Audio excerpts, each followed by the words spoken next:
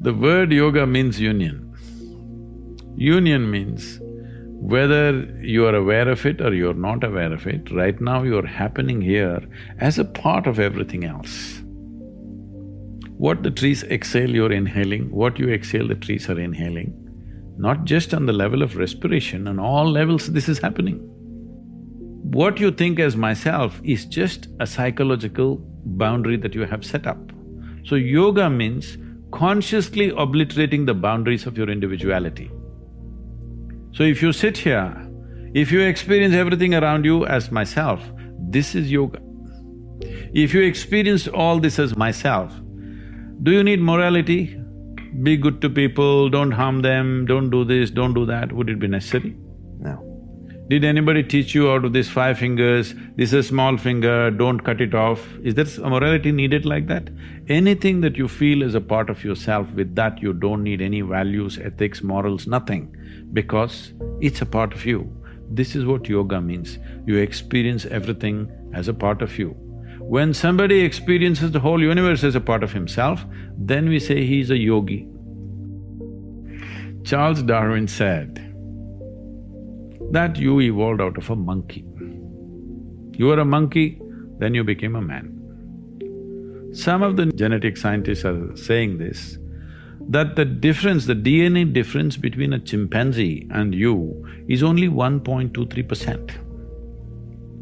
So in that sense, physiologically you're only 1.23% away from a chimpanzee. Not a big difference, isn't it? A shade. It's just a shade of difference. But in terms of intelligence and awareness, you are worlds apart from a chimpanzee. So your problem is just this, you have an intelligence for which you don't have a stable enough platform, and that's why yoga. To create a stable platform so that your intelligence works for you. Right now, you may call it so many things, so many exotic names have come up. Stress, tension, anxiety, depression, madness, all kinds of things. All this essentially what it means is, your intelligence has turned against you, that's all. You can give any number of reasons, but essentially, your intelligence has turned against you. If your intelligence was working for you, would you create blissfulness or misery? Bliss. This is all. Why your intelligence has turned against you? There's no stable enough base. So the entire yogic system is about this, that you create a stable base so that your intelligence works for you. If your intelligence turns against you, no power in the universe is going to save you, you are a done thing. If you become what you make up, unfortunate, isn't it? Yeah. Your thoughts belong to you or you belong to the thoughts, you must make up your mind. They can be dangerous, those thoughts. They're not dangerous, they're fantastic. Only thing is, fantastic things mishandled can kill you. A car can kill you, isn't it? It's a wonderful thing, an automobile. It's made our lives. If you handle it irresponsibly, it kills you. Every possibility is like this. Every possibility, if you do not harness it, it becomes a problem. So the same goes for your cerebral capability. If you do not harness it, it's a serious problem. It's taking away 80% of the human beings are simply suffering. They don't need any outside help. They're on self-help. To understand, when I say I'm thinking this, another word, another way of saying it is, I'm making up this, I'm making up that. You can make up whatever you want, as long as you enjoy it. To transform your life, you want to do it in 2 minutes. So is that what your life is worth? So if your life is worthwhile, is it not important that you invest a certain amount of time and energy rather than looking for this stupid stuff of one mantra with which I will transform my life? It will not happen like that. That's the reason why most people have remained the way they have remained, because they've not invested in their well-being. So it's a serious long-term investment. It is not long-term. I would say, if I ask you, is your life worthwhile enough to invest 30 to 32 hours of focused time to bring some basic transformation within you? If I teach you a way where you can manage your chemistry the way you want, but we need 32 hours of focused time, do you think your life is valuable enough for that much investment, I'm asking? Yes. Then you must invest, that's what is called in an engineering program. It's 32 hours of focused time. We can format it in different ways, but that much investment has to go in. See, all human experience comes from within, isn't it? I don't know what kind of geniuses thought these things. I know in America there must be 1,000,000 books telling you how to milk happiness from something else or somebody else but all human experience is generated from within. What comes from within you must be the way you want it, isn't it? Isn't that simple enough, I'm asking? What comes from around you may not be the way you want it, but what comes from within you must be the way you want it. If whatever happens within you the way you want it, will you be blissed out or miserable? Blissed out.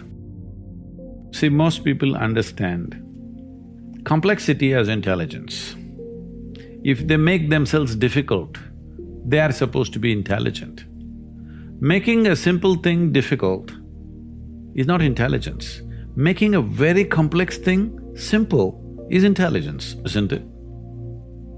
So wrong sense of intelligence, idea of intelligence has entered people's minds. They think if they make a problem out of every solution, they're intelligent. No. If you find solutions for every problem, that is intelligence. That's my understanding.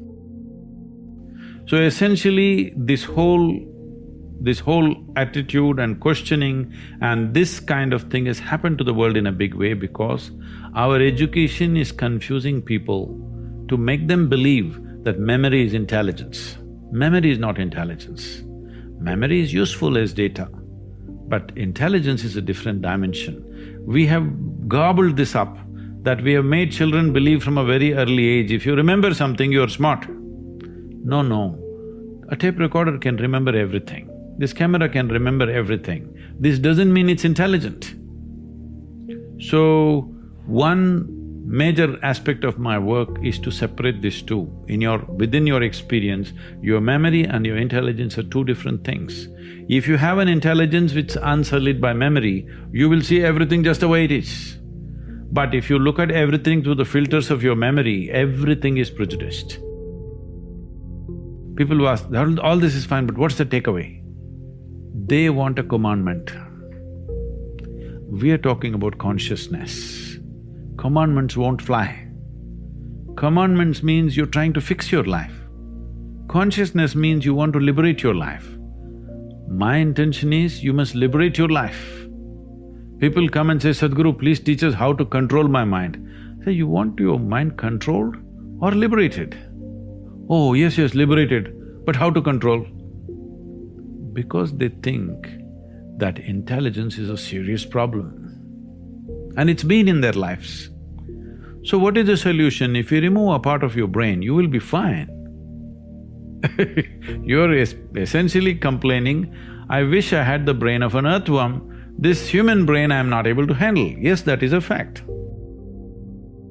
We have come to a place where to grow our food, we need chemicals. To be healthful, we need chemicals. Today, 70% of the population is on prescription medication of some sort. To be peaceful, we need chemicals. To be joyful, we need chemicals. To be ecstatic, of course, you have ecstasy. So we are going towards chemicals in a huge way. The water that you drink is full of chemicals, the air that you breathe is like that, and the food that you eat is like that.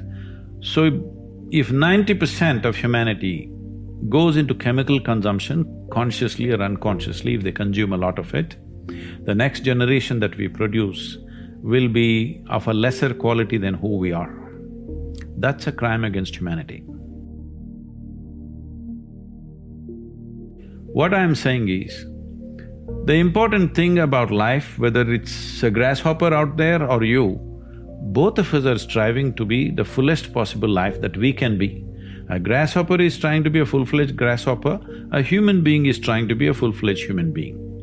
So suppose you cut off one of grasshopper's legs which is supposed to hop, the hopping leg, if you take it off, have you enhanced its life, I'm asking you? No. So similarly for a human being, if you take away any of his faculties in any way, even temporarily, have you enhanced his life? No. So intoxication is just that. It is taking away your faculties for a period of time, but if you continuously do it, it'll take it away for your life. So you're taking away or subjugating your faculties for a little bit of pleasure, or maybe a lot of pleasure, whatever… however you wish to describe it. But the important thing is you're taking a backward step with life, because life can only be enhanced by sharpening and increasing our faculties, not by decreasing our faculties. Our ability to be active physically, mentally, emotionally, spiritually, if this is in any way crippled, this means we are taking a backward step, though there may be pleasure attached to it. Every human being wants his life enhanced. If you don't show them proper ways to enhance, they will find shortcuts. See, a man who goes to the bar and a man who goes to a church or a temple or whatever, they're seeking the same thing. They're trying to enhance their life, isn't it? If you do not show them a proper way, they will take whatever ways are available on the street, that's all. That's why I'm saying it's not a moral issue for me. It is just that it sets you backward. You want to go forward, but it sets you backward.